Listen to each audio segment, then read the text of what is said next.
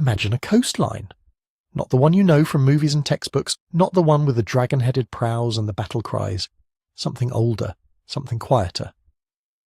The fog sits low on the water, thick and grey and slow-moving, the way fog does on northern seas in the hours just before the light fully arrives.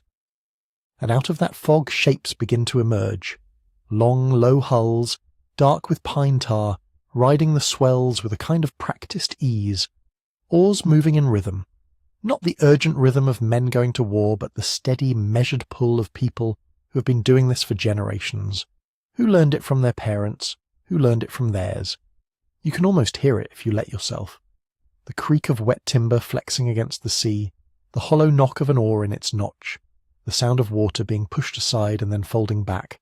Salt in the air so thick you can taste it on your lips, and somewhere behind you on the shore, just visible through the tree line, a thread of hearth smoke rising into the pale sky. Someone waiting. Someone who knows these boats will come back because they always come back. This is the North Sea coast, somewhere between what we now call Denmark and Sweden and Norway, and the islands scattered between them. The year is not 793. It is not even close to 793. We are centuries before the raid on Lindisfarne that every history book uses as the starting pistol for the Viking Age. We are in a world that most people have never heard of, watching sailors who have no name in popular memory, crossing waters that will one day be famous for a people who came much later. And here is the thing that should stop you, should make you sit with it for a moment. These boats are not primitive.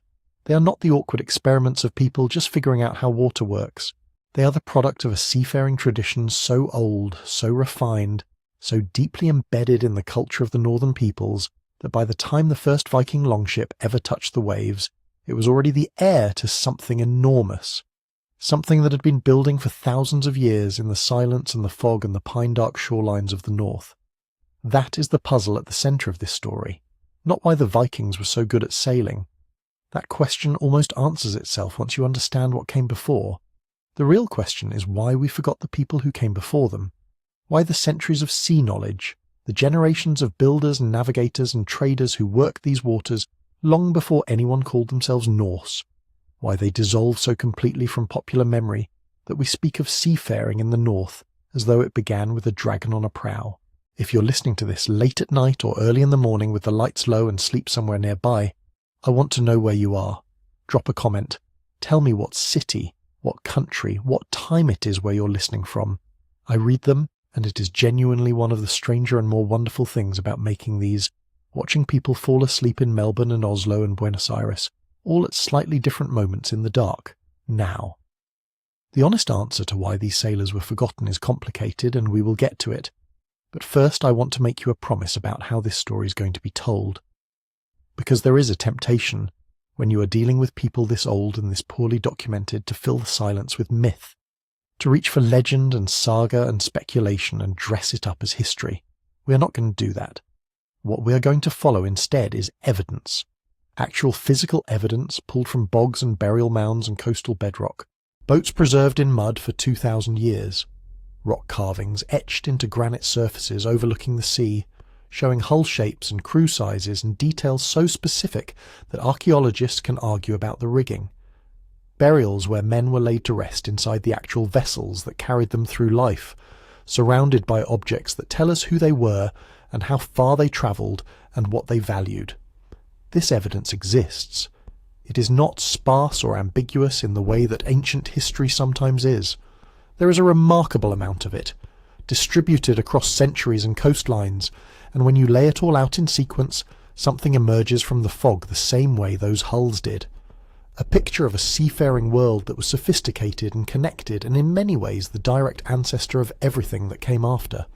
We do not know what these people called themselves. We do not have their words or their stories. In many cases, we are not entirely certain which specific groups were responsible for which specific artifacts. There are real gaps in the record, and we will look at them honestly rather than pretend they are not there. But the boats are real, the carvings are real, the burials are real, and if you follow them carefully and quietly and with patience, they will take you somewhere remarkable. So let us begin at the beginning, which is also the beginning of the sea.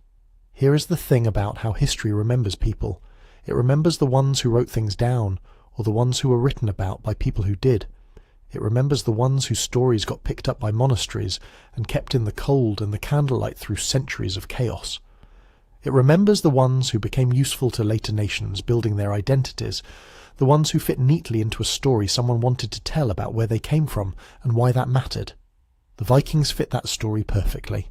They arrived with violence and left records. Their victims wrote about them in ink still dark with outrage. Their descendants composed sagas. 19th century Scandinavian nationalists needed heroic ancestors, and the Vikings were right there, ready-made, dramatic, impossible to ignore. Museums were built, paintings were commissioned, a whole machinery of romantic remembrance assembled itself around a people who were already vivid enough to survive the machinery's weight. The people who came before them had none of that. No monasteries kept their stories, no sagas reached back far enough to find them. When national romanticism went looking for Nordic ancestors, it stopped at the Viking Age because that was where the documents started, and documents feel solid in a way that artifacts sometimes do not. There is something about a written chronicle that commands belief even when the archaeology is telling you something just as detailed and far older. This is the essential asymmetry at the centre of this whole story. On one side you have narrative, which is loud and carries forward through time with tremendous force. On the other side you have objects, boats sealed in bog clay, stone carvings on exposed granite slopes facing the sea. Grave goods arranged around a skeleton with the careful logic of ritual. These things are quieter. They do not tell you their own story. They wait for someone to come and look and ask the right questions, and for most of history nobody was asking because nobody knew enough to know what questions to ask. So let us be clear about what this particular journey is and is not. We are staying firmly in the pre-Viking period. We are not going to wander into submerged landscape speculation or let the story drift into the mythological. Everything we follow will be grounded in what mainstream archaeology has actually excavated, dated, and argued over in peer-reviewed light. Where things are uncertain, we will say so. Where interpretations compete, we will hold them up and look at both of them honestly. What we are going to trace is a sequence. It begins in the Nordic Bronze Age, a world organised around the sea and the sun, and the movement of goods across enormous distances. A world that left its ships carved into bedrock in numbers that are frankly staggering. From there we move into the development of actual surviving boat technology, the engineering logic that built one kind of hull and then slowly over generations built something better. Then through the turbulence of the migration period, when the North Sea became a different kind of stage, and into the Vendel era, where elite culture expressed itself through ships in ways that feel like a direct rehearsal for what came after.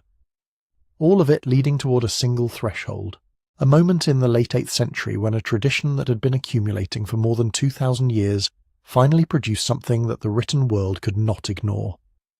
We are not there yet. We are still in the long silence before it, and the silence has more in it than you might expect. Start with the geography, because the geography explains everything. Take a map of northern Europe and trace the coastline from what is now Denmark northward, along the Norwegian shore. Watch what happens. The coast does not behave like a coast. It dissolves. It fragments into thousands of islands and half-islands, and rocky outcrops and sheltered channels running between them, narrow passages where the water is calm even when the open sea beyond is churning. The Norwegians have a word for this landscape. Skjergård, the Garden of Skerries, a belt of broken rock and still water stretching along nearly the entire western and northern shore. It is not a wall between the land and the sea. It is a corridor, a long, sheltered, navigable highway running parallel to the continent, offering passage to anyone who understood its rhythms and had a vessel shallow enough to move through it. Add to this the fjords cutting deep into the mountains, reaching far inland, connecting the interior to the water in ways that no road could replicate, until roads became something more than mud and guesswork. Add the Baltic, that enormous enclosed sea to the east, more lake than ocean, its salinity low enough that its ice behaves differently from the open North Atlantic, its surface navigable across long stretches of summer, and dangerous but memorably navigable in winter, when it freezes solid enough for sledges. Add the inlets of Denmark, the island chains of what is now Sweden's west coast, the sounds and straits and tidal flats of the southern shore. Put it all together, and what you have is a landscape where water is not an obstacle. Water is the path. It has always been the path. In a world without roads, without bridges, without anything more sophisticated than a track through difficult forest, the sea is the easiest way to go anywhere. This matters because it changes how you have to think about the people who lived here. We tend to imagine ancient communities as landbound, rooted to particular valleys or hillsides, venturing outward only with difficulty. But that model does not fit this coastline. On this coastline, going by water is faster than going by land. It is safer in most seasons, it carries heavier loads, it connects communities that would otherwise be isolated by mountains and bogs and the dense, lightless press of northern forest. Here, water does not separate people, it joins them. The communities that learned to use it well were not the exception. They were the ones who survived. Seasonality shaped everything. The light in these latitudes is not constant.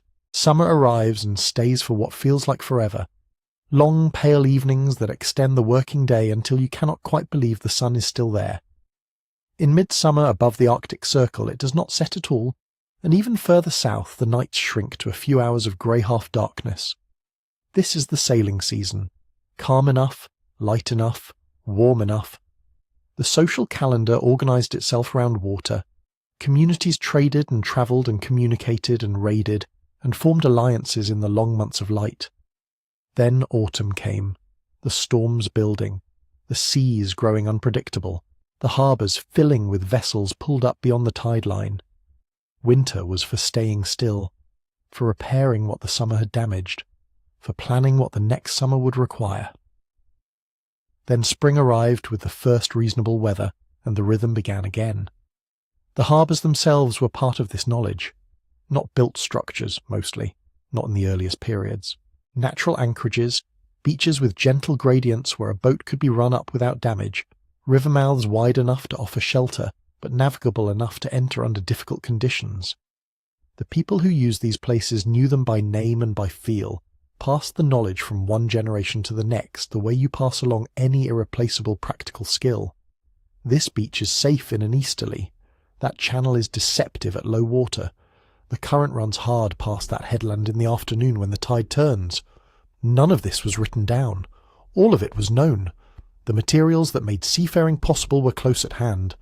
Pine grows straight and tall across enormous stretches of Scandinavia, its grain tight enough for planking, its resin sealing the wood against water. Oak grows further south, denser and harder, ideal for the structural members that have to take stress and flex without splitting. Tar came from pine heartwood, rendered in slow fires, worked into the seams of hulls to keep them watertight, its smell still preserved in some ancient finds as something almost familiar. The bogs that cover so much of northern Europe acted as accidental archives, their cold, acidic, oxygen-poor water slowing decay in ways that ordinary burial cannot match. Wood that would rot to nothing in a generation lasts for millennia in bog clay. This is the only reason we have any early boats at all. Not because the people of the Bronze Age were especially interested in preservation, simply because geography and chemistry did the work that intention could not. But what the bogs gave us is partial and selective. The vessels that ended up in bogs were not necessarily the typical vessels. They may have been the ones deliberately deposited there, sacrificed or buried as ritual acts, which tells us something important but not quite the whole picture. Thousands of other boats must have rotted on beaches, broken up on rocks, been repaired until nothing of the original remained. The archaeological record of early seafaring is full of these absences, gaps where you can feel the outline of something that isn't there. What you need to travel this coastline is not just a boat, it is a whole body of knowledge accumulated over generations and passed forward through practice. Reading water, understanding what a particular wave pattern tells you about what is happening further out beyond what you can see. Knowing the smell of weather, the way certain clouds behave before a change, the direction a wind will shift as a front approaches. Recognizing landmarks from the sea, the silhouette of a particular headland at dusk, the angle of a cliff face that tells you exactly where you are in a channel you have travelled a dozen times. These skills are not individual achievements. No single person develops them from nothing. They are social knowledge, built up across decades and centuries, held in a community the way language is held in a community, available to anyone who grows up inside it and learns to speak it fluently. This is the foundation on which everything else rests, before states. Before anything you could call a political unit, before any of the developments we are going to trace in the sections ahead. Small communities scattered along an enormous coastline, connected by water, organised around the seasonal rhythms of light and storm, carrying in their heads a detailed and precise knowledge of the sea, not writing it down, not yet, keeping it alive the only way knowledge can be kept alive without writing, by using it, by teaching it, by travelling the coast again and again until the water is as familiar as the land. This is where the story starts, not with a single origin point, not with a founding moment you can pin to a date, with a way of living that grew slowly into something remarkable, generation by generation, boat by boat, passage by passage, through centuries of practice so deep it eventually became something that looked, from the outside, like second nature. And in a way it was. This coastline had made these people just as much as they had learned to make the most of this coastline. The sea shaped them long before they left any record we can read. If you want to see these people begin to step out of the dark, you have to go inland a little, away from the harbours and the skerries, to bare rock that remembers boats long after the wood has gone.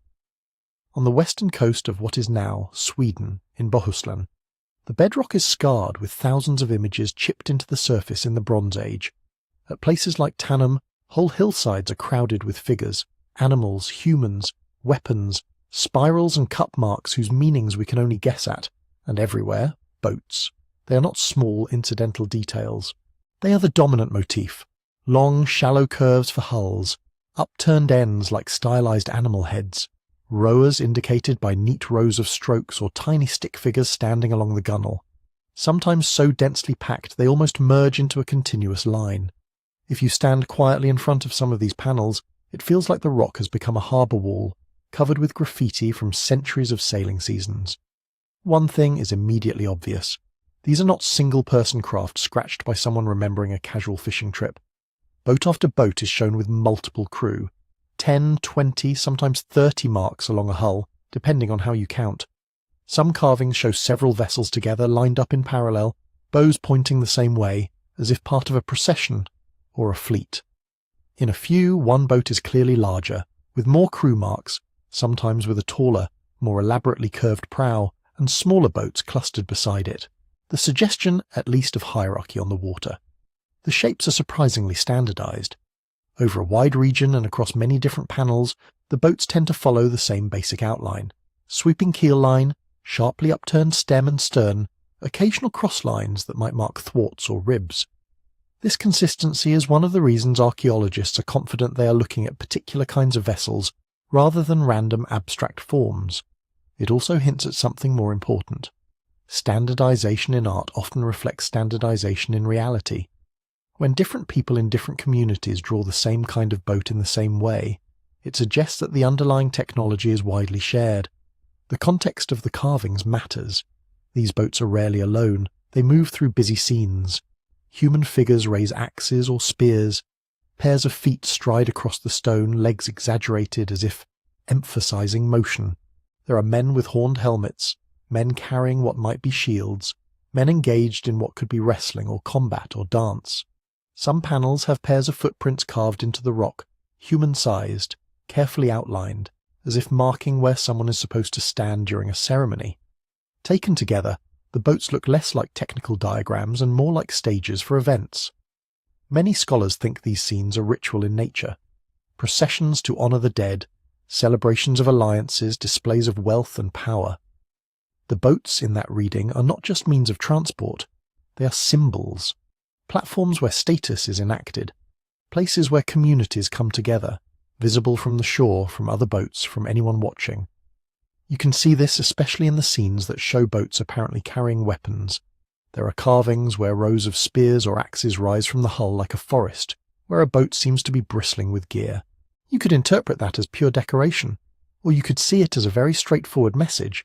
This is a warship, or at least a ship of warriors, a vessel crewed by people who matter. None of this proves a particular political structure. Rock art is not a census. But if you look carefully at the ordering of figures, patterns emerge. On some boats, one human stands at one end, larger than the others, sometimes holding an object that might be a steering oar, sometimes simply placed apart. The rest of the crew are smaller, more uniform. Whatever the exact story intended, this arrangement strongly evokes leadership. Someone at the prow or stern, directing, while the mass of the crew stand or row. To row together at all, you need more than arms and paddles. You need coordination. Boats with 10 or 20 rowers on each side cannot just improvise. They have to move in rhythm, pull with roughly the same force, respond to commands. Even if the carvings are stylized, the sheer number of crew marks tells us that Bronze Age boats in this region could carry enough people that organization on board became a problem to solve. Someone had to decide when to depart, how to load the vessel, what course to steer, when to pull harder, when to ease off. The images imply that these problems were solved routinely, season after season. The fact that the same boat shapes, the same upturned prows and crews in line, appear on multiple sites across Bohuslän and beyond tells us something else about organisation. These people shared an iconography. They agreed, across valleys and inlets, on how to depict a boat.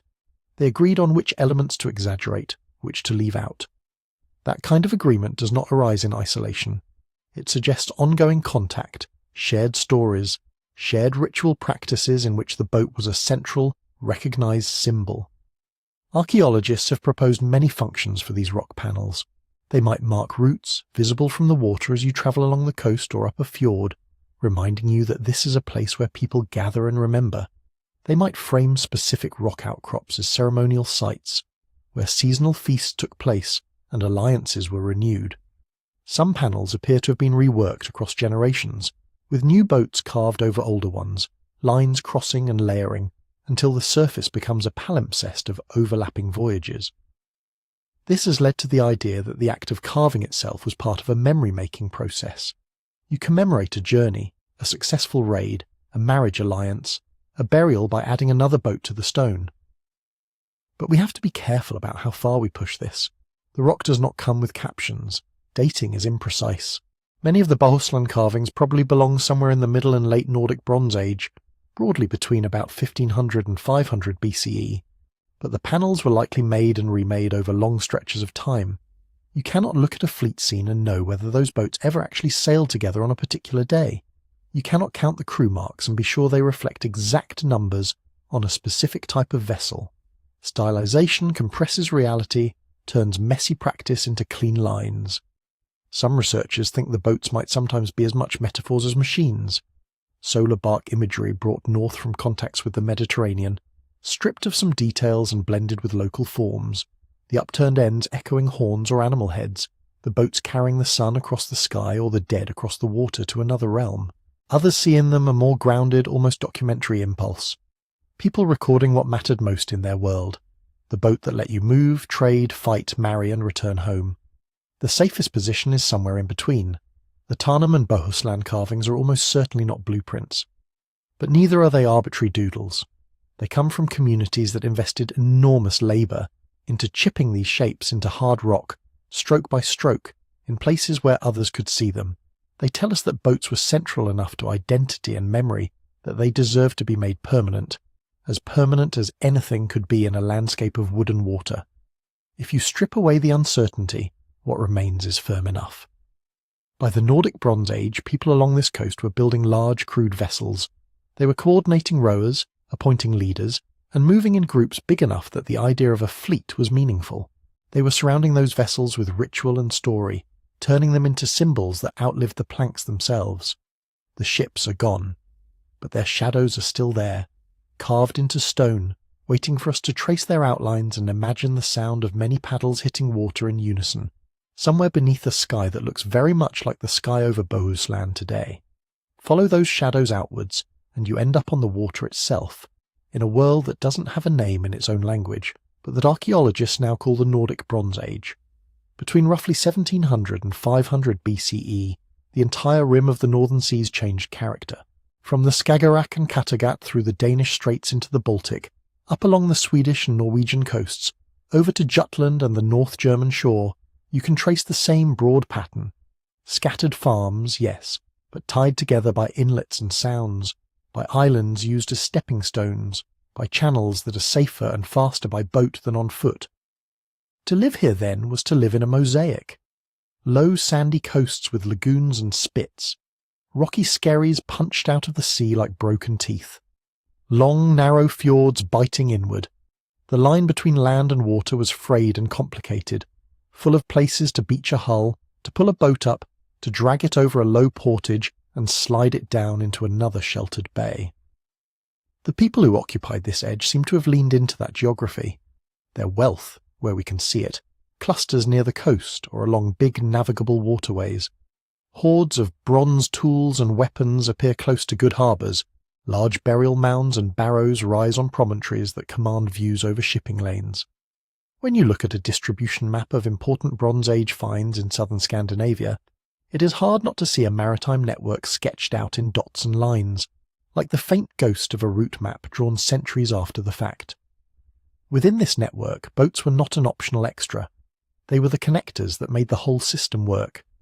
A journey that might take days on foot through forest or bog could be done in hours by hugging the coastline, pulling into familiar coves, exchanging news at places where others also habitually stopped.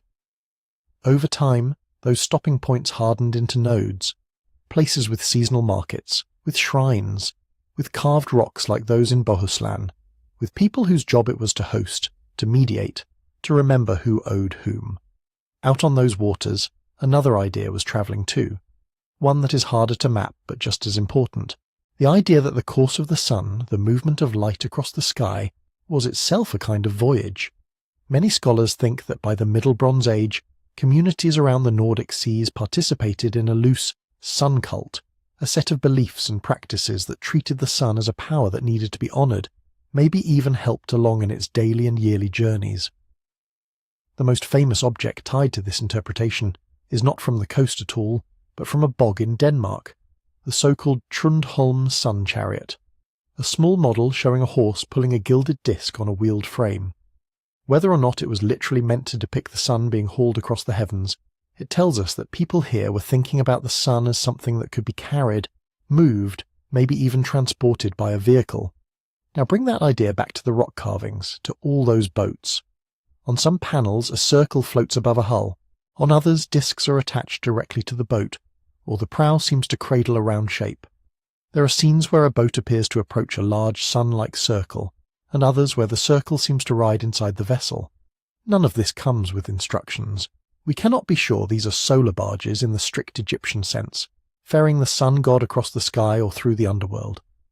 But the repetition of circles, the way they interact with ships and with human figures in what look like ritual postures, has persuaded many researchers that at least some boats were imagined as carrying more than people and cargo. They were vehicles for powers, for light, for the dead. If you think about how these people experienced the world, that possibility makes a kind of quiet sense. The sea is a moving mirror. On clear evenings, the sun drags a long path of gold across the water toward you. On certain days, at certain latitudes, it seems to sink directly into the horizon line, vanishing into the same element that your boats vanish into when they go out of sight.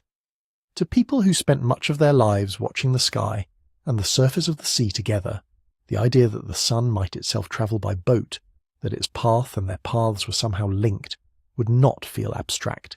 It would feel observed. This imagery does not just sit on rocks, it seeps into objects that would have flashed and chimed in real ceremonies. Bronze razors with tiny boat motifs on their blades, ornaments stamped with pairs of spirals and ships, belt plates carved with concentric circles that might mark the sun's course through the year, sometimes with little arcs at the edge that look very much like stylized hulls. When an elite woman fastened such a plate at her waist, or when a man shaved with a razor decorated with a miniature ship, they were literally putting these symbols on their bodies. The houses they returned to after those rituals and voyages were long and low, timber frames stuffed with wattle and daub, thatched roofs running almost comically far along the ground. Excavations of large longhouses from this period show central halls with room for feasting, for gatherings, for the kind of display that makes status visible. Hearths line the centre. Post holes mark off spaces that might have been for animals, for sleeping, for storage. In some of the richest sites there are traces of specialised activity. Metalworking areas, fine pottery, imported objects.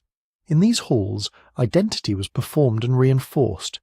Chiefs or leading families hosted guests. They poured out beer or mead, they brought out weapons with shining bronze blades, neck rings, belts, pins, all outrageously costly in a region with no native copper or tin. They might have pointed to a hoard that had been ceremonially buried nearby, or to a barrow on the hill where an ancestor lay with similar gear. In that setting, the boat was never far away. The men and women who mattered were often the ones who had been abroad, who had contacts across the water, who could summon distant allies. Travelling craftsmen might have sat at those tables too, smiths who knew the secret ratios of copper to tin, carvers who understood the shared language of ship and sun motifs that stretched from Norway to Jutland to the southern Baltic. Bronze itself was the magnet that pulled those networks tight. There is no getting around the geography. Scandinavia has abundant stone, timber and later iron, but in the Bronze Age the metals that defined status had to come from far away. Copper and tin flowed north in fragmentary form, ingots, scrap metal, perhaps old weapons melted and recast. The exact routes are debated, but isotope analysis of metal objects suggests connections that ran deep into Central Europe and beyond, linking Nordic shores to river systems leading toward the Alps and the Carpathians. Every polished sword, every decorated axe, every gleaming belt plate on a Scandinavian farm was a quiet testimony to journeys made and exchanges negotiated. Someone had to sail to the southern Baltic, or to the mouths of the great rivers in what is now Germany and Poland. Someone had to meet intermediaries, exchange amber, hides, furs, maybe even people, for the raw materials of prestige. Someone had to bring that metal back, design objects that fit local tastes and local cosmologies, and then give or display those objects in ways that bound followers to leaders. You can feel the feedback loop here, even if the details blur. Belief made certain things meaningful. The sun's progress, the ship as more than transport, the ancestor sleeping under the mound with a sword at his side. Trade brought in the physical stuff to make those meanings visible, bronze discs to stand for the sun, blades to be raised in ritual, razors and pins to decorate bodies. Power flowed along the same routes that the metal did, concentrating where people could control access to boats, to ports, to foreign contacts. And then that power was justified and dramatized by pointing back to the beliefs. We rule because we keep the cycles turning, because we host the feasts, because we own the ships that carry the gifts to and from the horizon.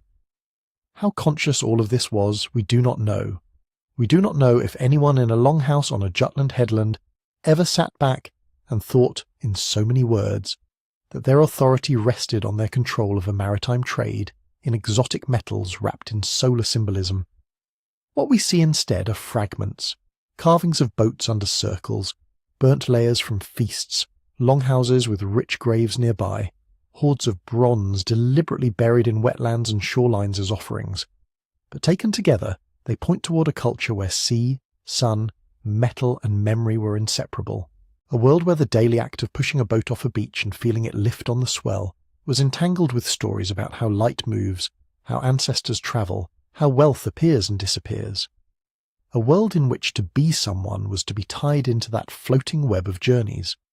And through that web, the North did not just receive, it also sent things out. One of those things was amber, hard fossilized sunlight from the cold Baltic shores, heading south along routes we can just begin to trace. Follow those amber threads southward, and the web suddenly widens. On storm-stripped beaches along the Baltic, people in the Bronze Age picked their way through rack lines of seaweed and driftwood, looking for small, irregular glows. Amber doesn't look like much when it's still wet and tangled, but once it's dried and polished, warmed in the hand, rubbed to a soft shine, it catches light in a way that feels almost alive. It smells faintly of resin when worked or burned. It holds static when you stroke it. It is, in every sense, fossilized light. Archaeology lets us follow that light as it leaves the northern shore. In graves in Mycenaean Greece, from roughly the 14th and 13th centuries BCE, beads of Baltic amber have been found threaded among gold, faience, and fine ceramics. Chemical and isotopic analyses match those beads not to local resins, but to deposits around the Baltic Sea. Farther still, in tombs in Egypt from the late New Kingdom, small pieces of amber have been recovered whose composition again points north, toward cold coasts and conifer forests. Those are facts, artifacts you can hold in a museum, objects that once lay on the chests and wrists of people whose names we sometimes still know, in palaces whose ruins have been dug stone by stone from the ground. From that, certain things follow with quiet, stubborn logic. If Baltic amber ends up in Mycenaean Thebes, There must have been routes that connected those places, not single heroic journeys from Jutland to the Nile, but chains of exchange, hand to hand to hand, carried in packets and pouches and small wooden boxes. When we talk about amber routes, then, we are really talking about a series of overlapping paths and relationships. Some followed rivers, the Vistula, the Oder, the Elbe, the Danube. Some hugged coasts, along the southern Baltic, around the tip of Jutland, into the North Sea, perhaps down the Atlantic facade, or across to the river mouths of the Low Countries and northern France. We do not have a map drawn by Bronze Age traders. We have distributions of finds, clusters of rich graves, stray beads, and broken pins that mark points along an invisible line. Some segments of that line are clearer than others. In Central Europe, from modern Bohemia down into the Danube corridor, archaeologists have traced assemblages rich in both amber and southern goods. There, the idea of an amber road is anchored by settlements, hoards, and burials that show a blend of northern and Mediterranean influences.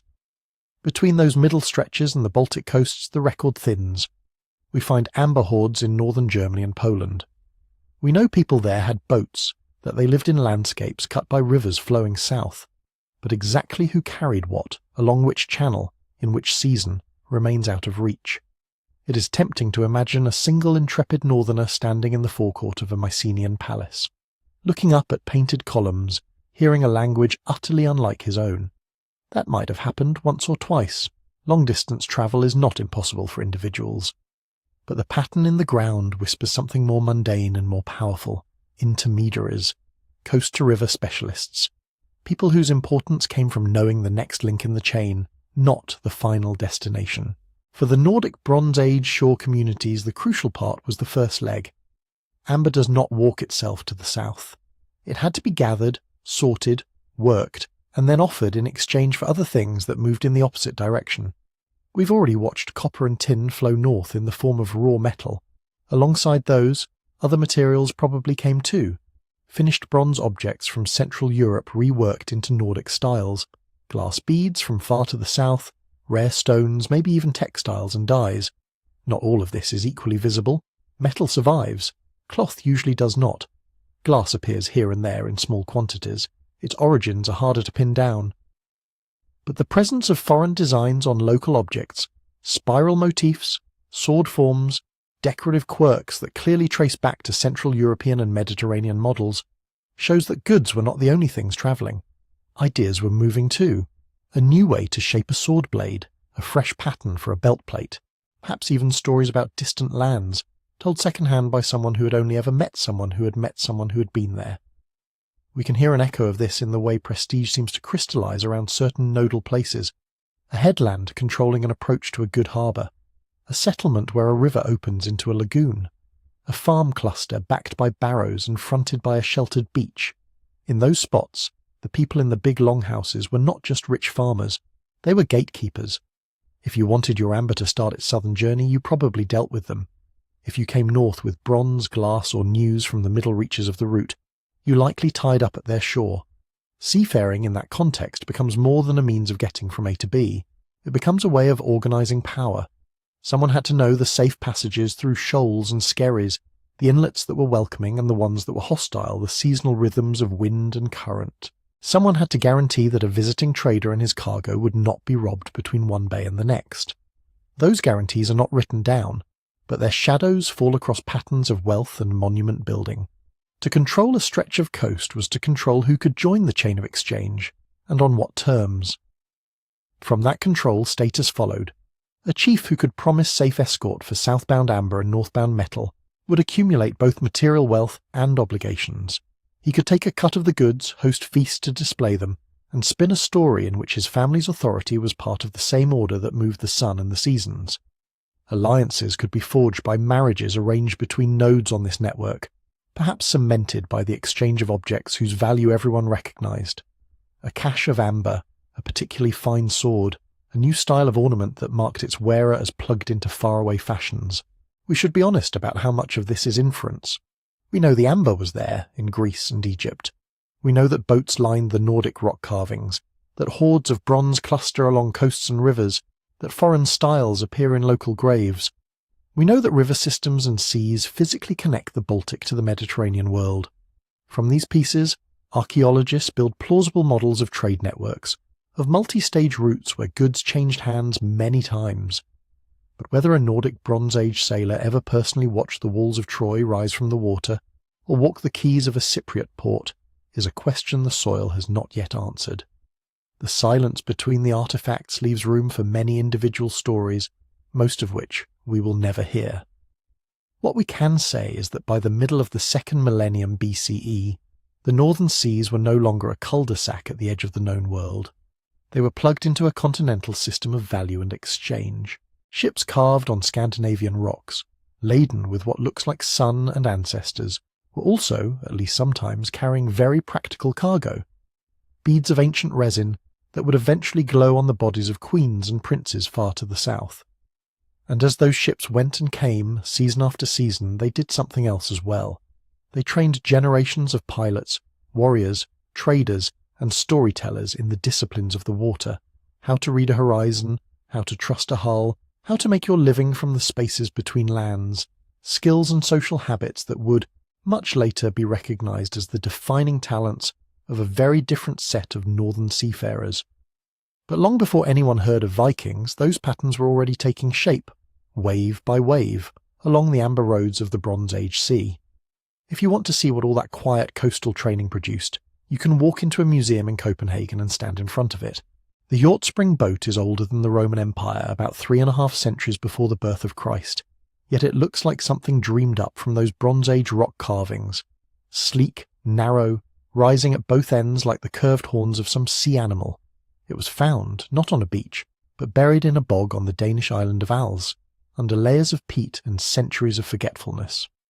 When the peat cutters exposed it in the 1920s, they were looking at the best preserved warship from prehistoric northern Europe. Warship is a strong word, but there is something undeniably purposeful about Hjortspring. The hull is built from a single great linden log, hollowed and then extended with thin planks sewn on along the sides. Those planks overlap one another in a way that feels like an early echo of the famous clinker technique of later centuries. Not true clinker yet, not the robust iron-riveted shell you see in Viking ships, but a kind of wooden quilting, each board lapping the next, stitched together with fibres and sealed with pitch and organic caulking. The whole thing is astonishingly light. Empty, 2 or 3 people could probably lift it. In use, it carried maybe 20 warriors on each side, plus helmsmen and a commander. 40 men moving as one, guided by someone who understood timing and rhythm and the way a boat talks through its hull.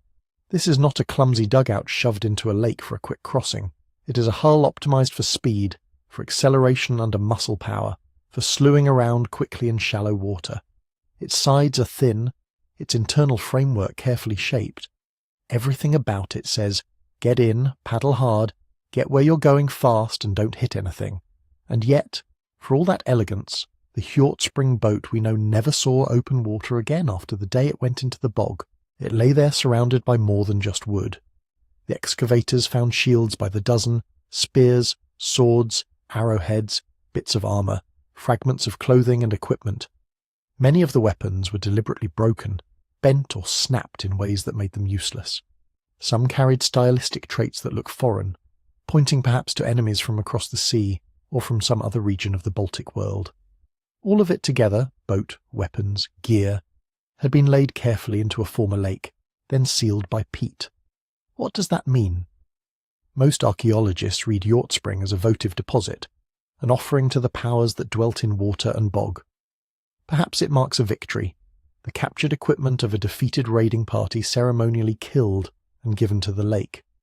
Perhaps it commemorates a costly defence, a moment when local warriors turned back an invasion and wanted that story anchored in the landscape. Perhaps more simply, it was part of a long habit of thanking the gods for safe return from dangerous journeys by surrendering the very tools that made that return possible. We do not have an inscription to tell us the story. We have patterns, parallels, comparisons. In later centuries and elsewhere in northern Europe, people throw whole war kits into wetlands: shields, swords, spears, helmets. The Hjortspring find fits that logic, but on a grander scale.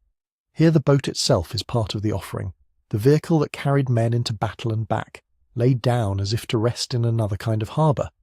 Whatever the precise backstory, Hjortspring proves more than one thing. It proves that by the middle of the 4th century BCE, some northern communities could build large, coordinated warcraft. They could fell and shape massive trees, fashion delicate planks, drill and sew them into a flexible, watertight skin.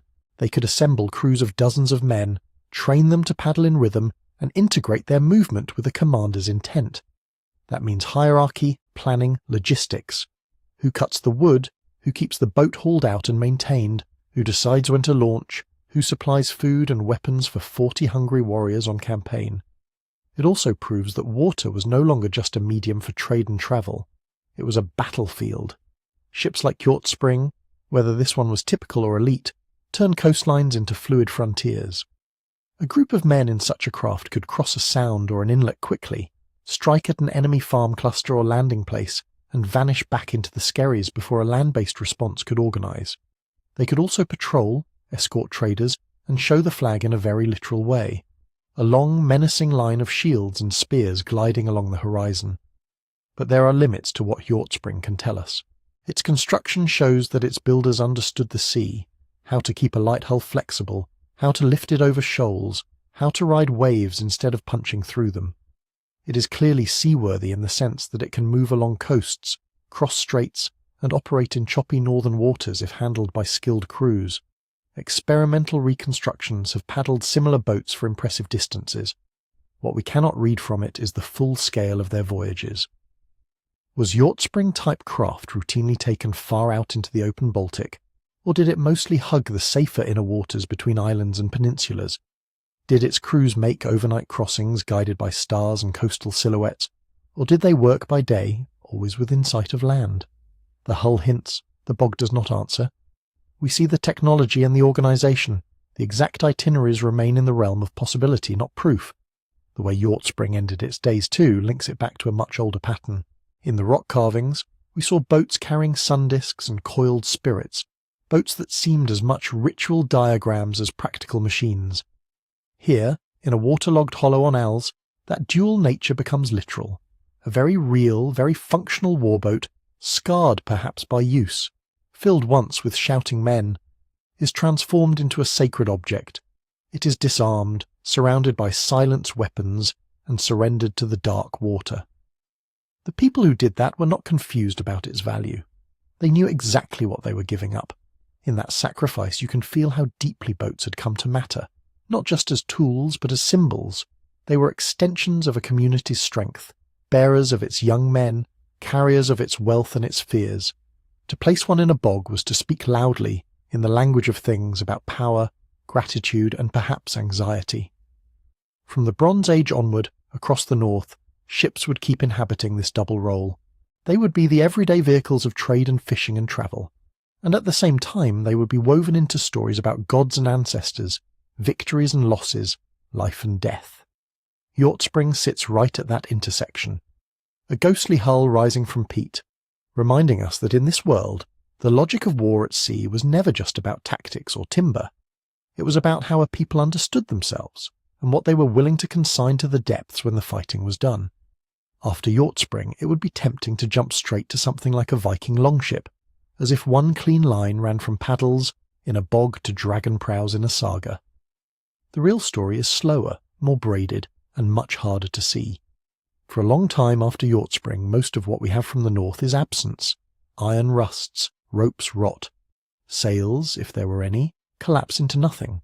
Even wood only survives in special places. Bogs, lake bottoms, old river channels where the mud goes anoxic and forgets to let oxygen in. So what we are about to follow is less a parade of famous ships and more a set of glimpses. A plank here, a fastening there, a faint imprint of a technological conversation carried on for centuries along coasts that left almost no written words. If you took the ghost of the Hjortspring hull and sailed it slowly forward through time, through the late Iron Age and the centuries in between, you would feel the boat changing around you. The shell first. Bronze Age builders in the Nordic world had already learned that a boat does not have to be carved from a single log. You can peel the tree into planks and sew them together, turning a solid trunk into a thin, flexible skin. Hjortspring shows that logic. The central dugout deepened and widened by overlapping boards stitched with plant fibres and animal sinew, flexible, creaking but strong. Over the next half-millennium that shell deepens and hardens. Planks are still overlapped, still lapping like fish scales, but the stitching starts to be helped and then replaced by other fastenings. Before iron nails become common, some builders experiment with wooden pegs, tree nails driven through plank and plank into underlying timbers. Others keep sewing but add tighter frames inside, ribs that bind the whole body of the boat into a more coherent form. Those ribs are a quiet revolution. In a very early plank boat, the shell is the structure. You build a skin, then only later add a few light supports. As the Iron Age ripens, the relationship inverts. Frames are shaped to fit the curves of a known hull form. Keel, planking, ribs begin to work together, sharing the load. The boat becomes less like a basket and more like a sprung muscular animal that can take the strain of surf, cargo and, eventually, oars. Alongside this, people are solving the small invisible problems that don't show up well in museums but matter every time anyone goes to sea. How do you stop water from weeping in through every seam between those carefully shaped boards? Bronze Age builders stuffed moss and animal hair and plant fibres into the gaps, then smeared them with pitch from burned pine or birch. Through trial and error, Iron Age communities refine the recipes. Some tars stay sticky in heat, some flake and crack in frost. Somewhere, along some winter shore, someone discovers that adding certain oils, resins or ashes makes a brew that stays flexible longer, that clings better to wood. The knowledge spreads, not in texts, but in talk around boat sheds and fires. Steering, too, is gradually reimagined. A long, narrow hull responds differently from a log canoe. You can drag a paddle in the water to bring the stern around, but as ships lengthen and carry more men and cargo, that becomes harder and less precise. By the last centuries before the Common Era, we start to see side rudders, steering oars mounted on the right-hand side of the stern, the steerboard that will someday give its name to starboard. A shaped blade, a strong loom, a set of lashings and perhaps a leather thong to help bear the weight. Again, we have very few complete examples from this early period, but by the time better preserved boats appear, the system is fully mature. That implies generations of tinkering in the dark. Under human power, the change from paddles to oars is subtle but profound. Paddles ask the paddler to be part of the water, switching sides, twisting the torso, working close to the hull. Oars take that effort outboard. You pin a long pole to the gunwale with a rowlock or a rope loop and let the lever do some of the work. That shift allows a different hull form, higher sides, more freeboard, more cargo and more men without losing speed. It also changes the rhythm on board. Instead of the drumming, almost individual cadence of paddlers, you get long strokes, timed to a caller's voice or a drummer's beat, running down the length of the ship like a wave. We do not have an exact moment when the North switches from paddles to oars. Rock carvings from the Bronze Age show figures that could be either. Some early finds suggest hybrid crews, paddles in the bow for manoeuvrability, oars amidships for long hauls. By the early Roman Iron Age, the logic of oared warcraft is clearly present. Narrow, high-sided hulls built to carry lines of men, each with his own lever into the sea. And somewhere inside this slow, practical evolution sits a much more elusive question. When did northern boats first stretch a piece of cloth to catch the wind? We know that sails existed nearby. The Mediterranean had them for millennia. Phoenician and Greek ships cut back and forth along warm coasts, with square rigs and complicated rigging well before Hjortspring ever cracked a wave. Further south in Europe, rivercraft and coastal traders adopt small sails as auxiliary power. It would be astonishing if no one from the Baltic or North Sea ever saw such a thing. Direct evidence in the north, though, is thin before the late Roman and migration periods. Sails themselves leave almost nothing. Cloth rots. Hemp and wool and linen leave only ghostly discolorations in the soil, if that. What we are left to search for are the fingerprints of sails on things that do survive. Mast steps cut into keels, reinforced thwarts, beefed-up frames where a mast partner might brace against the strain of wind. There are a few candidates, some fragmentary hulls from southern Scandinavia and northern Germany, in the early first millennium CE show, strengthened centres that some archaeologists argue could have carried a small mast. A couple of rock carvings from the very end of the Bronze Age and into the early Iron Age showboats, with what looks like a pole and a rectangular panel above them. Are these sails, or stylized standards, or symbols? No consensus. Some bog offerings include long, straight timbers that could be interpreted as masts, but without their context in a complete hull, the case is weak. Mainstream archaeology tends to stay cautious here. The safe claim is that by the late Roman Iron Age and the following centuries, sailing rigs are appearing in northern waters in at least some form. Before that, we are in a grey zone of possibilities. Perhaps small coastal craft carried temporary fair weather sails. Perhaps ambitious traders rigged simple squares on sturdy oared hulls to help on long legs with the wind behind them. Perhaps the technological and social investment just wasn't worth it yet, and the old partnership of paddles, oars, and cunning seamanship did the job, because even without visible sails, the real engines of these early voyages were not always the men pulling on oars. They were the roots in people's heads. Navigation leaves almost nothing in the ground. You will not dig up a memory of how the evening star sinks behind a particular headland at midsummer, or how a line of darker water over there means a hidden shoal. Yet those were the tools that let Bronze and Iron Age mariners turn shallow, rock-strewn coasts into something like a highway. Day to day, they probably sailed and rowed by what is called pilotage, keeping land in sight, reading bays and inlets, hopping from island to island. Each stretch of coast would have its own set of named features, its own stories to fix them in the mind. A dangerous rock might be the tooth of a drowned giant. A narrow channel might be where a god once squeezed a ship through sideways. Myth and memory do the work of charts. At night, or in open stretches of water, the sky becomes another coastline. The north has long, luminous summer nights when stars are faint, but also long winters when constellations wheel bright and low. Over generations, patterns would emerge. This star sits above that cape when you are on the right line. That cluster marks the turning point for a crossing. Add to that an almost unconscious feeling for wind shifts, for the taste of the air, for the rhythm of swell under the hull, and you begin to sense the invisible equipment that made these journeys possible. None of this was written down. It was held in people, passed as instructions from steersman to apprentice, as half-remembered warnings at feasts, as quiet corrections shouted over the wind when someone steered a little too close to the wrong reef.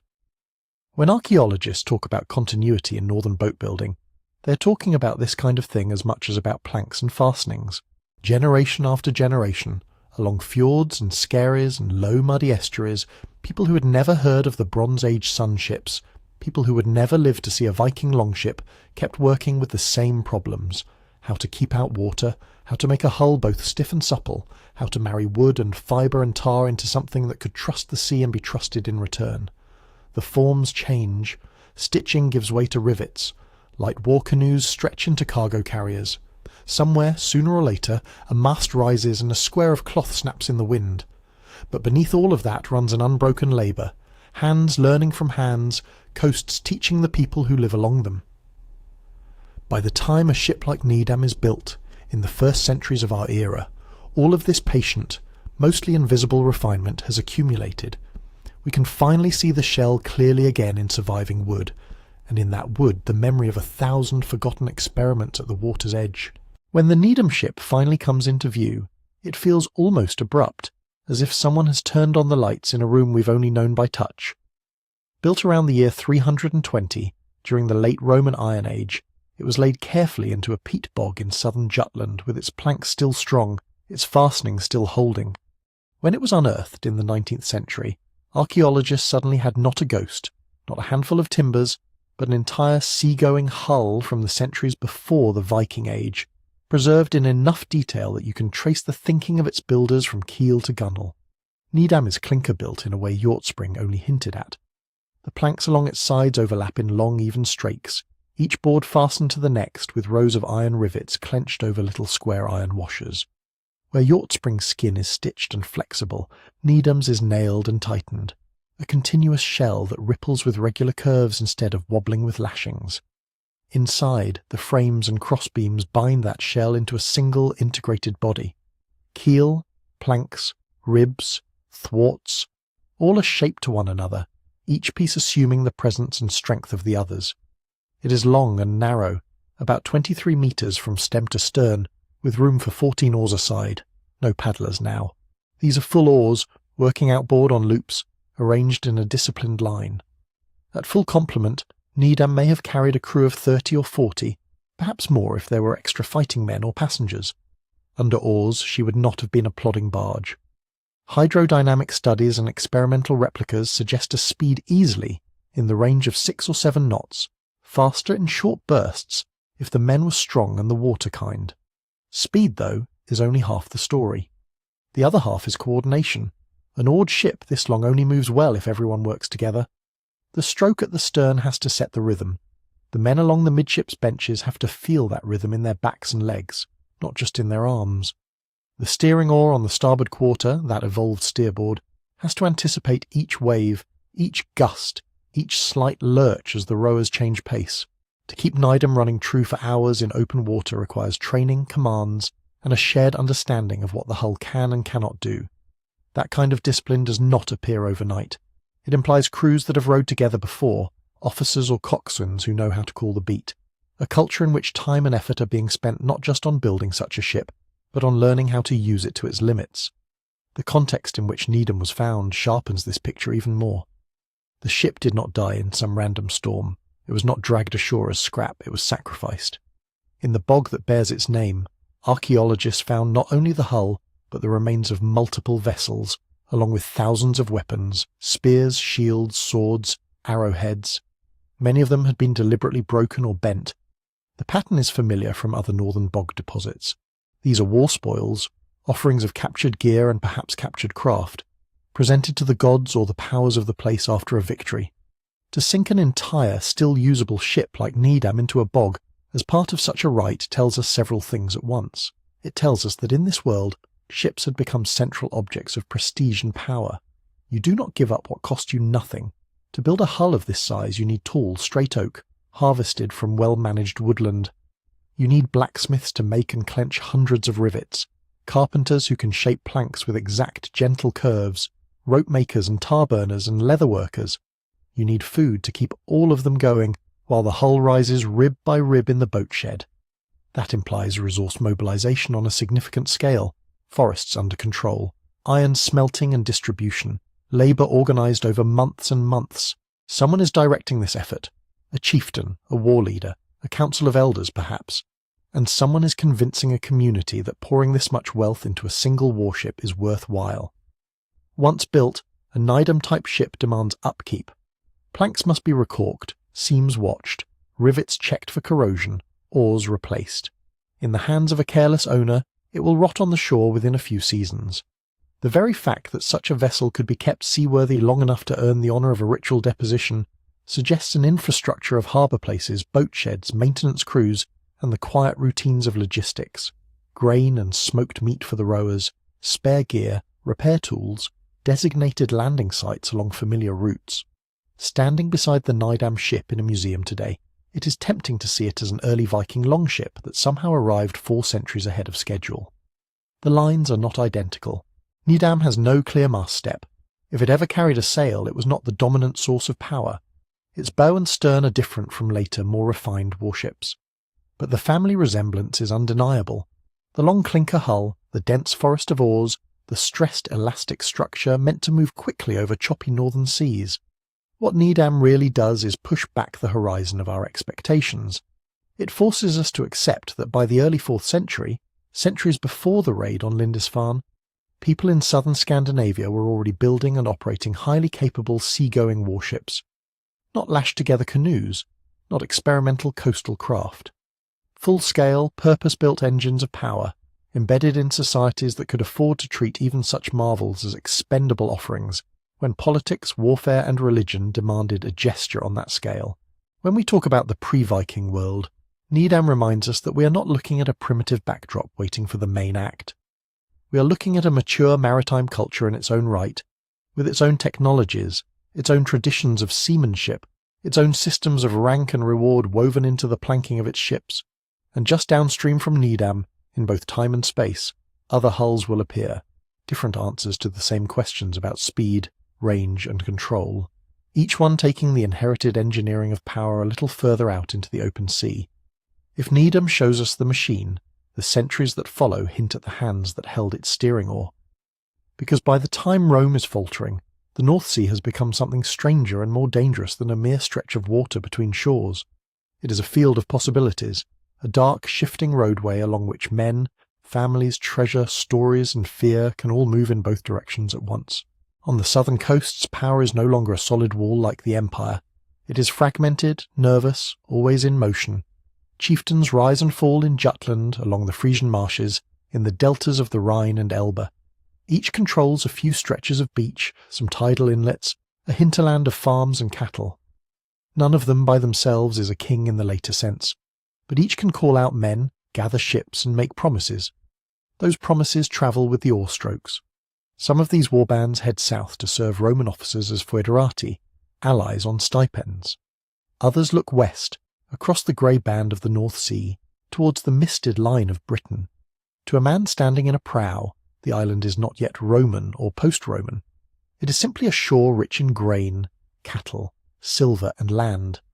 From his perspective, the categories we use today, migration, raid, mercenary contract, blur and overlap like the tides. We know the outline in only the vaguest strokes. Roman writers complain of Saxons attacking the British coast in the 3rd and 4th centuries. The term is probably not a neat ethnic label, but a Roman shorthand for various Germanic and North Sea groups using ships to harry the frontier. The Empire responds by building a Saxon shore system of forts and watchtowers. That alone tells us something. The threat is not a one-time panic, but a recurring pattern serious enough to demand stone, garrisons, logistics. Yet when we look for these raiders in the ground, they do not stand up and introduce themselves. Archaeology gives us burned layers in some coastal settlements, a band of charcoal and smashed pottery where quiet occupation once was. In a few places, burials appear with foreign-style brooches or weapons, hints that men who grew up somewhere along the North Sea rim ended their days on British soil. Weapon finds in rivers and bogs increase. But fire can have many causes. A sword can change hands as loot, dowry or heirloom, as easily as through migration or service under a foreign standard. Still, the pattern is hard to ignore. In the later Roman centuries and into the 5th, the flow of people across the water intensifies. Some arrive as hired muscle. Imperial officers recruit boat crews and fighters from the North Sea coast to patrol rivers, guard frontiers and crush rebellions. The pay is good, the loot better, and the Romans, for all their fading power, know how to reward loyal blades. Archaeologically, this may show up as Roman military gear, buckles and belt fittings, appearing in Scandinavian graves far from any legionary camp. Others come as settlers, whether invited or not. Small groups land, perhaps first as seasonal visitors or semi-legal tenants, and over time their houses, burial grounds and pottery styles begin to spread inland. In some regions of eastern Britain the change is gradual, field systems shifting, local elites adopting new fashions. In others the break feels sharper, with earlier sites abandoned and new villages laid out on different lines. And then there are the raids. Fast strikes in shallow draft ships at night or in fog, hitting rich villas, undefended ports, coastal storehouses. The archaeology of a raid is often just absence, goods that are no longer there, coins that stop appearing, a villa whose last mosaic is left unfinished. Sometimes there are violent clues, skeletons with blade wounds, hoards hurriedly buried and never retrieved, but more often the sea keeps its own counsel. When did a warband rowing towards Britain think of itself as migrating? When as serving Rome? When as simply taking what it could? Probably the answer changed even during a single voyage. A crew hired 1 year as Federate guards might, a few seasons later, find themselves unpaid, unwelcome, and suddenly indistinguishable from pirates. A settlement begun as a winter camp for mercenaries' families might harden, over decades, into a permanent community that remembers little and cares less about old Roman contracts. From our distance, we like clear labels and tidy arrows on maps. Here, Saxon invasion. Here, Federati settlement. The record refuses to cooperate. It gives us ragged evidence and tempts us into simple stories that the material cannot truly sustain. We can say that violence grows in this period, that the institutions which once constrained it, imperial law, tax systems, garrisons, are thinning out. We can say that leaders emerge who are able to gather dozens of ships, hundreds of men, and point them at particular stretches of coast. We can say that seafaring itself multiplies the reach of ambition. A chieftain with 3 boats is a local nuisance. A chieftain with 30 is a regional power. A chieftain whose name is known on both sides of the sea is something closer to a king, whether anyone uses that word or not. Who exactly these early sea kings were, we do not know. A few names float up in the later sagas and chronicles, half-legendary figures framed by writers who barely understood the world they were describing. Archaeology gives us their hall foundations, their boat graves, their hoarded silver, but not their voices. What we can feel is the shape of the world that made them possible. A North Sea crisscrossed by oar marks and wake lines, shores studded with landing places and small harbours, communities both fearful of and dependent on the men who command the ships, violence that can arrive, vanish, and return again before crops have time to ripen. Long before the dragon-prowed longships of later centuries, authority in the north is already learning to float. Power becomes something you can push off from the beach, something you can take with you over the horizon, something that can appear out of the mist with spears and shields and demands. In that dim space between Rome's decline and the first written mention of Vikings, sea kings without chronicles are already ruling by oar and tide. We meet one of their ships in a bog again. Far to the north and west, on the fjord-cut coast of what is now western Norway, 2 boats were laid in the peat at Kvalsund sometime in the late Iron Age, around the 7th century. One of them, the larger, is the one that concerns us. When it was excavated in the 20th century, its timbers warped and blackened by centuries underground, it did not look like a legend. It looked like work. But quietly, it rewrites what we think northern shipwrights could do before anyone has heard of Vikings. The Kvalsund boat is long and fine-lined, somewhere around 18 metres from stem to stern, clinker-built, like Nydam, overlapping planks fastened with iron rivets, flexing with the sea instead of fighting it. But the details are different. The hull is narrower and deeper-bellied. The keel plank is more pronounced, hinting at better performance in a seaway. Instead of the broad, shallow river runner of Jutland, we are looking at a coastal voyager built for the sharp moods of Atlantic water. That alone tells us something about regional variation. On the quiet inlets of southern Denmark, builders could afford broad beams and minimal keel. Grounding out on a sandbank was an inconvenience, not a disaster. Along the broken, rock-strewn coast of western Norway, a different sea dictated different choices. You needed a hull that would track in swell, bite into chop, and give you a little more forgiveness when a squall rolled down off the mountains. You still wanted shallow draft to creep onto beaches and into river mouths, but you also wanted a spine. So the Kvalsund boat sits somewhere between 2 worlds. Not yet the ocean-running longship of later centuries. No sail rig survives to prove anything about masts or rigging, but also not just a fat river barge. It is what you build when your everyday journeys involve headlands, open reaches between islands, fast-changing weather. From the way the thwarts and oarports are placed, archaeologists estimate a crew of perhaps 12 to 20 oarsmen, plus a few extra bodies for steering and handling cargo. We're already beyond the family canoe and into something that requires social organisation, practice, command. A boat like this is a tool for people who think of water as a road they can push into almost any day the sky allows. We do not have a captain's log from Kvalsund, but we can lay out step by cautious step what a crossing in such a boat might have involved. What follows is not a diary recovered from the mud, but an illustration built from the hull's capabilities and from what we know about similar craft and coasts. It is a thought experiment in oaken salt. Imagine a late summer morning in the fjord. The boat sits half drawn up on a strip of cobbled beach, its hull resting easy on rollers and skids. Men move in a slow, practiced rhythm. Sacks of grain, bundles of iron bar for trade, coiled ropes, spare oars, a small chest with weights of silver or weighed bronze. At the bow and stern, carved stem posts curve up and in, not yet the snarling beasts of the later sagas, but still markers of pride. Tar and smoke cling to the planking. Every plank has been seen, tapped, argued over this spring. Someone has watched the weather since dawn. Low wind, a grey high cloud ceiling, the mountains on the far side of the fjord sharp rather than blurred. Good enough. They time their launch for the tide. A shouted count, a push as one, the scrape of wood on wet stones. The hull floats free with a slight shiver as the water takes its weight. Men wade and clamber aboard, boots dripping, feet finding the familiar notches on the thwart. The steerboard man settles at the stern, hand on the great side-hung oar that will keep the boat's nose where it should be. Rowing in such a craft is not frantic. It cannot be. You're not sprinting, you're covering distance. 12, 14 men sit facing aft, oars out, waiting. The steersman gives a word, the first stroke bites and the boat creeps, then glides, then begins to move with that animal. Sliding gait you feel only in a long hull when everyone is roughly in time. Iron rings rasp softly in their holes, oak flexes, the overlapping strakes working with each small wave. The rhythm settles.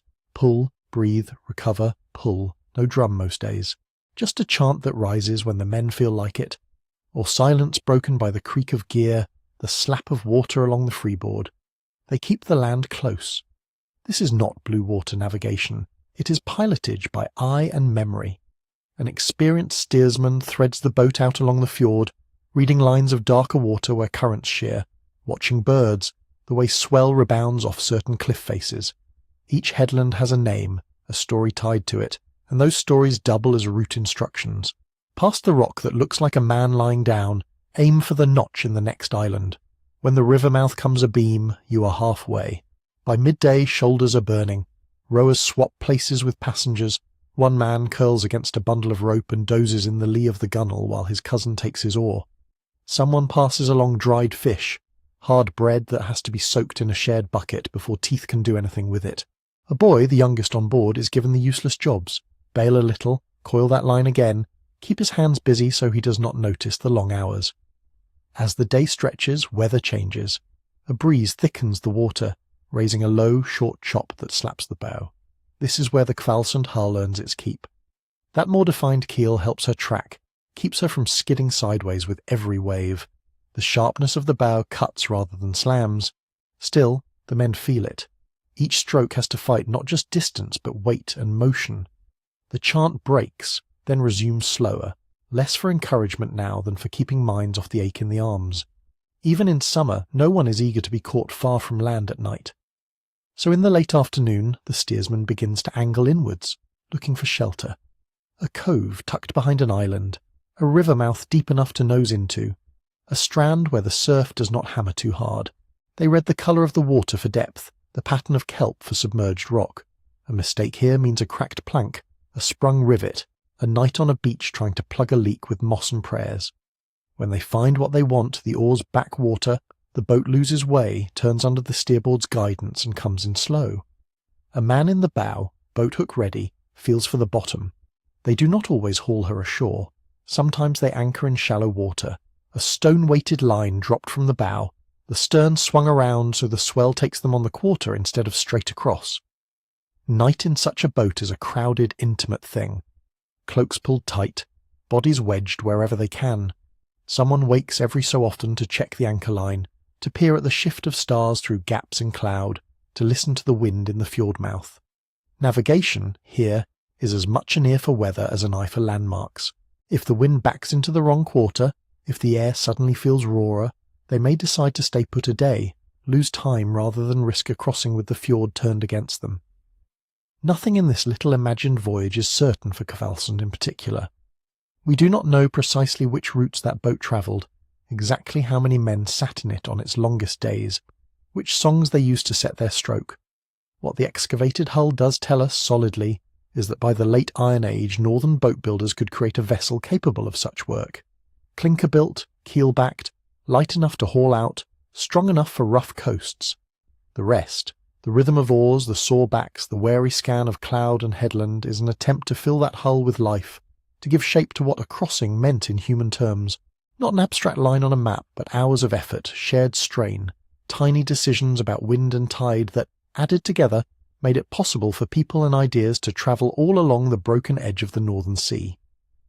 By the time we reach the late 6th and 7th centuries, the world around the North Sea has thickened with people, with kingdoms, with names that will eventually show up in chronicles. But on the shores of a quiet lake in Uppland, in what is now eastern Sweden, we meet a different kind of record. Here, at places we call Vendel and Valsgärde, the ship never leaves the land. Imagine the same kind of long, slender hull that could have rowed along a fjord, but this time dragged up into a low mound of turf and sand, anchored forever in the soil. Not to rot in some forgotten boatyard, but as the centrepiece of a grave. A ship turned on its side, not literally but conceptually, from vehicle to monument, from tool to throne. Archaeologists call this the Vendel era. the centuries just before anyone writes the word Viking. In these graves, that label feels almost beside the point. What they show us is an elite culture whose prestige is soaked in water, whose idea of rulership is inseparable from the image of a ship. The burials themselves are small fleets under the earth. At Vendel and Kvalsund, boats 8, 10, 12 metres long were laid in trenches, their planks and rivets carefully arranged. In some mounds we find only the ghost of a hull, rows of rivets marking where wood once lay, outlines traced in rust. But inside that outline, the dead man was laid out like a captain on permanent station. Around him, war gear piled in quiet abundance, helmets with iron frameworks and decorated plates, face masks with staring metal eyes, shields with iron bosses, ringmail byrnies folded at his side, spearheads and sword blades, some pattern welded in rippling bands, the work of smiths who understood beauty and fear as parts of the same craft. There are animals too, or their bones. Horses, sometimes whole, sometimes only heads and hooves, placed as if to follow their owner into the next world. Dogs at his feet, birds on ornaments and buckles, eagles, ravens, stylized beasts whose bodies knot into each other in the restless interlaced style of northern art. Even when the creature is not aquatic, the designs curl and flow like waves. The ship frames all of this. It is not a background detail, it is the stage. To be buried in a boat is to say something about who you were, or who people wanted you to be remembered as. Not just a fighter, a man for whom travel mattered, a man whose power was imagined in terms of movement along water. We do not have their words for these ideas. What we have is pattern. Helmets from Vendel, Upland, and elsewhere in Scandinavia echo each other, and they echo finds far to the south and west. Bronze and gilt silver fittings show riders and warriors in rows, standard bearers with birds perched on poles, stylized ships with tall stems. The war gear is not purely functional. It performs. It glitters in low northern light. It turns a human body into a walking emblem of a warrior aristocracy that claims the right to rule. That performance is tied to the sea. On some shield mounts and helmet plates, scholars see ships rendered in shorthand. Long hulls with upturned ends, lines of dots for men or shields along the gunwale. On strap ends and buckles, serpents twist into shapes that might be whales or sea dragons or currents. When a chieftain in such gear stood on a shore or in a hall, he was not just a man with a sword, he was a symbol for the group's ability to gather crews, to launch boats, to appear by water where others could not. And this is not happening in isolation. The styles of the Vendel graves whisper across the North Sea. The gilded helmet from Sutton Hoo in East Anglia is not a copy of a Vendel helmet, but it is close enough to feel like a cousin. Same segmented construction, same garnet-inlaid mounts, same animal-style art running along its surfaces. Shield bosses, sword pommels, harness fittings from England, Frisia, southern Scandinavia all share motifs, techniques, sometimes almost identical patterns. Metalwork travels more easily than ships in the archaeological record, but it hints at something bigger. Craftsmen, or at least their ideas, are moving. Marriage partners move, hostages and foster children move, and with them, quietly, go news, stories, the memory of what lies across that strip of grey water. Were there organised fleets in this period, commanded like later royal navies? We do not know. The graves at Vendel and Kvalsund feel princely, but we do not yet see the hard skeleton of a centralised state.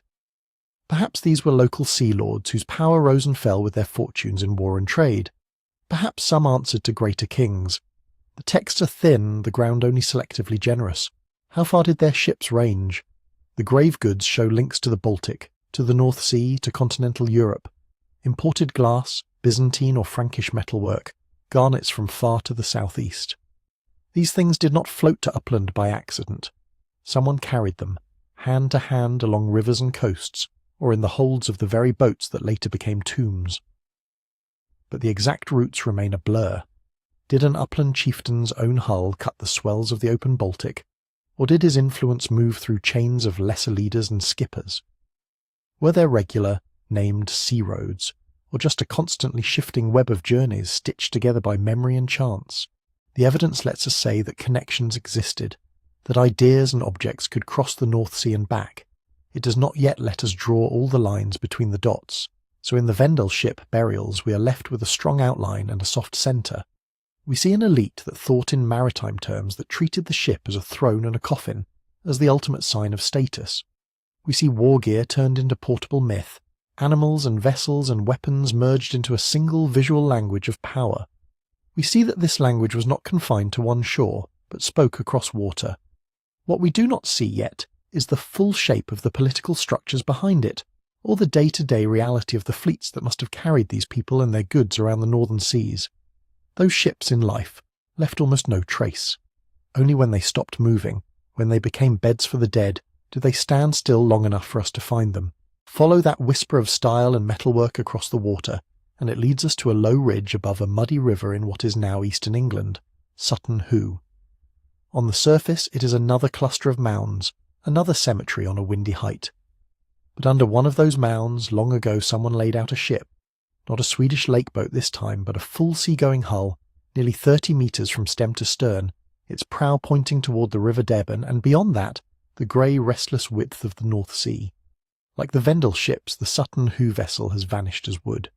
What survives is the negative, a long dark stain in the sand, rows of iron rivets marking out the curve of plank upon plank.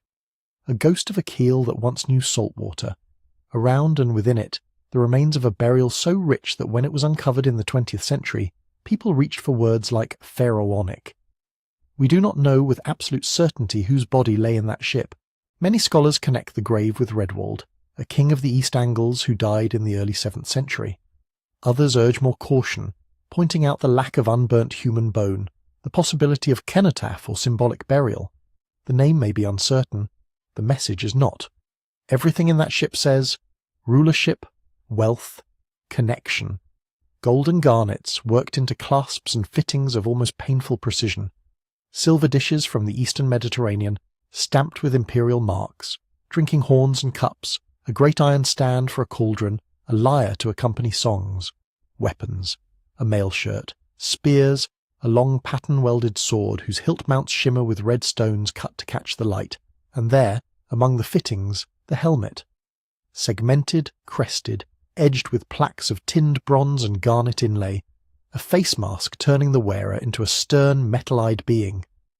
Put it alongside the helmets from Vendel or Valsgärde, and the family resemblance is almost unnerving. The same construction in zones, the same taste for animal bodies twisting into each other, the same way of turning a human head into a kind of moving icon. This is not an accident of two distant peoples having similar ideas. The patterns, the techniques, the very grammar of the decoration point to craftsmen who shared a tradition, or at least to workshops in dialogue with each other. Sutton Hoo does not prove that an East Anglian king was Swedish, or that a Swedish chieftain ruled England. What it does show is that the elite on both shores of the North Sea were swimming in the same cultural waters. Think about what that implies. For a helmet of that sort to exist in East Anglia, designs had to move. Metalworkers or their apprentices had to cross seas, or finished pieces had to be carried as gifts, payments, heirlooms. The gold in the purse lid, the garnets in the clasps, the silk fragments and Byzantine silver. Each of these things travelled a different route, handed along river valleys, down coasts through royal halls. The ship itself, the very idea that a dead ruler should lie in a boat hauled up and buried, is part of that same web. Ship burial is not uniquely Scandinavian. Sutton Hoo shows it taking root in an insular kingdom that faced the North Sea, not the Baltic. To choose a ship as the container for a king's last journey is to declare that his identity is bound to water. His power lay not only over fields and villages inland, but over the approaches by sea, over who could land where, over who could move along that highway of waves and estuaries. And because the sea is a highway, not a wall, it becomes a political stage long before anyone talks about Viking fleets. Across that stage, relationships play out in motion. A marriage alliance might sail from a Frankish port to Kent, from Kent to East Anglia, from East Anglia to some nameless shore in Denmark. A hostage prince, fostered abroad, learns another language, hears songs of heroes from across the water. A merchant brings news of a new emperor, a new tax, a new war. A raiding party returns with foreign gear that, a generation later, is repurposed as grave goods in a royal mound. Sutton Hoo sits right on that crossroads. The burial does not let us map every diplomatic tie, every exchange of brides and gifts. It does not draw a neat arrow from an upland chieftain's hall straight to an East Anglian throne. What it lets us say is simpler, and more important. By the early 7th century, the North Sea is already a shared world for a seafaring elite. An Anglo-Saxon king can be imagined, and can imagine himself, as part of the same sea-born aristocracy whose symbols we saw at Vendel. His smiths speak a visual language that answers to theirs. His status is measured in things that arrived by ship, in the ability to command men to row and sail, to appear and disappear along the coasts. When we think about before the Vikings, Sutton Hoo is a quiet correction to any story that treats 793 as the sudden beginning of northern seafaring. Long before that famous raid, kings were being laid in ships. Long before the chronicles complain about dragon prows on the horizon, the sea had already woven together rival courts, rival warbands, rival claims to rule. The ships of this age rarely survive. The wood rots, the names are lost. But in a sandy ridge above the Devon and in lakeside mounds in upland, we see that the idea of power tied to a hull, to the crossing of water, was already fully formed. The stage is set. The actors are learning their lines. The sea is not waiting for the Vikings. It is already full. If you stand with all of this in your mind, the carvings of long hulls under the sun, the bronze razors and rock panels, the lake boats hauled up into mounds, the river ships laid out as thrones for dead kings, and you look toward the date we are taught as the beginning, 793 feels less like a sudden blow and more like a step taken on a road that has been running for more than 1,000 years. Go back to the cliffs and outcrops of Bohuslän. There, in the polished scars of granite, men in the Bronze Age were already pecking out scenes of rowed ships so crowded with crew that the hulls bulge with tiny stick figures. Prows curl into animal heads. Sun discs hover above the waves. Whatever stories those pictures told, they assumed boats as a given, as everyday as ploughs or spears. Move forward to Hjortspring, a war canoe built before Rome had finished conquering the Mediterranean, long, light, meant for speed and surprise along coasts and into inlets. Then to Nydam, where planks and ribs still remember the push of oars on a grey choppy day in some forgotten campaign. To Kvalsund, sturdy and seaworthy on the outer edges of Norway's fjords. To Vendel and Hvalsgärde, where ships are not just transport but symbols, turned into coffins for the rich dead. To Sutton Hoo, watching over the North Sea. Each of these finds is a still photograph from a moving film. None of them shows us the whole story. But together, they tell us that by the 6th and 7th centuries, people of the north were perfectly capable of building large ocean-going wooden ships, crewing them with trained men, and navigating long stretches of open water. They had been working up to this for centuries. The knowledge is cumulative: how to cut planks so they spring into the right curve, how to fasten them so a hull flexes but does not break, how to read a coast in fog, how to find a river mouth by the smell of fresh water and the colour of the waves. So what changes as we walk toward the late 8th century? Not the sudden discovery of the sea. What changes is scale, and who is watching and who is writing anything down? The people buried in the Hjortspring boat were already raiders of a kind, or at least warriors prepared to fight arriving by water. The men who rowed Nydam would have looked to a frightened villager on a shore, much like the men who would come later. Shields along the gunwales, weapons close at hand, the long low silhouette of a warship closing the distance. But in the early centuries the scale of operations is likely small. A few tens of men, a limited season, politics local and regional. When those boats cross the North Sea or the Skagerrak, they move between communities that share languages, gods, kinship myths. Conflict is frequent, but it is part of a world that does not yet care to record its quarrels in writing. By the time we reach the threshold of 793, the wider context has shifted. To the south and west, literate kingdoms and churches keep annals, letters, law codes. Rulers think in terms of tribute, taxation, official borders. A monastery on a Northumbrian island is not just a cluster of huts and stone buildings. It is plugged into a network that stretches to Rome, to Francia, to the Mediterranean. When fast ships from the north hit a place like that, the impact is no longer just local. It is noticed by people who think in chronicles and charters. It is described with horror in Latin, copied, recopied, preserved. A kind of spotlight snaps on. From that moment in the written record, the sea kings we call Vikings become visible in a way their predecessors never were. We have names for some of their leaders, dates for some of their expeditions, even occasional details about fleet sizes and treaty terms. The ships themselves are not radically new. What is new is the intensity of use, the distance some expeditions cover, and the density of surviving documentation. At the same time, much continues almost unchanged. The basic principles of clinker construction, of lapstrake planking fastened with iron rivets, are the same ones already perfected in the Nydam hull. The idea of a ship as a vehicle of power and as an appropriate container for the dead has been embedded in northern aristocratic culture for generations. The coastline routes from Norway down to Jutland, across to Frisia, up to England and Scotland are old. Fishermen and traders and raiders have been following those lines of headlands and sandbanks since long before anyone thought to date a raid on Lindisfarne. Even some of the most iconic elements of later northern seafaring are probably older than we can currently prove. Sails, for instance. Our hard evidence for proper rigged sailing ships in this region is late. Scraps of cloth impressions on fittings, a few depictions, archaeological timbers that clearly bore mast steps from around the mid to late first millennium. But the rock carvings of the Nordic Bronze Age sometimes show ships with what might be stylized rigging or raised elements. Are those really sails, or banners, or something else entirely? We do not know.